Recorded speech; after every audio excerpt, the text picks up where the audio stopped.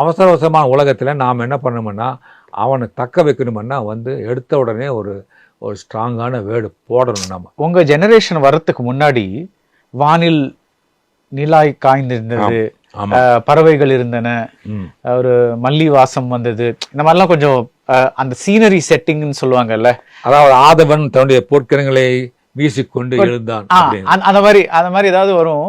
அப்புறம் தான் கதை ஒரு 2 பேராகிராஃப் வந்து இது என்ன மாதிரி ஒரு இடம், அந்த நதி ஓடிக்கொண்டிருந்தது, அந்த மாதிரிலாம் ஒரு இது சொல்லிட்டு அப்புறம் உங்க ஜெனரேஷன் நீங்க இப்ப நான் படிச்ச மட்டும் நீங்க சுஜாதாலாம் டமால்னு அப்படியே லைக் கதைக்குள்ள இறங்கிடுவீங்க. இந்த சேஞ்ச் ரஃபா எந்த டைம்ல நடந்தது? இது வந்து பாத்தீங்கன்னா கல்கி எல்லாம் பார்த்தீங்கன்னா, கல்கி நாப்பா இவங்கெல்லாம் பார்த்தீங்கன்னா, அதே சாண்டில்யன் பார்த்தீங்கன்னா அவர் வந்து ஒரு சாண்டில்யன் விட்டுருங்க, அவருக்கு சரித்திர கதைனால அது வந்து இவன் பார்த்தீங்கன்னா ஒரு ஒரு ஒரு ஆடிப்பெருக்கு அப்படின்னு ஒரு சம்பவம் இருக்குங்களே, காவேரியில் வந்து தண்ணி ஓடினது அது இதெல்லாம் போட்டு இது பண்ணுவாங்க. ஆனால் நாமெல்லாம் அப்படியெல்லாம் வந்து எழுதுனா வந்து ஒரு லேசாக லேக் அடிக்கிற மாதிரி இருக்கும். ஏன்னா அந்த காலத்து வாசகர்களுக்கு ஓகே.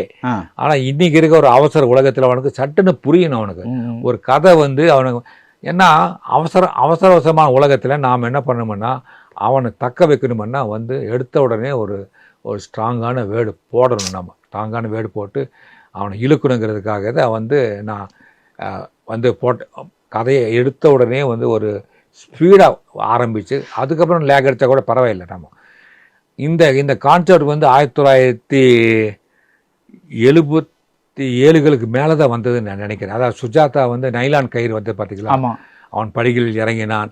அப்புறம் பார்த்தீங்கன்னா அவர் சில வார்த்தைகள் எல்லாம் அவருடைய எல்லா பிரயோகங்கள் பிரமாதமாக ரொம்ப பிரமாதமாக போடுவார் அவர். Naga double roasted rava and Naga கடலை மாவு.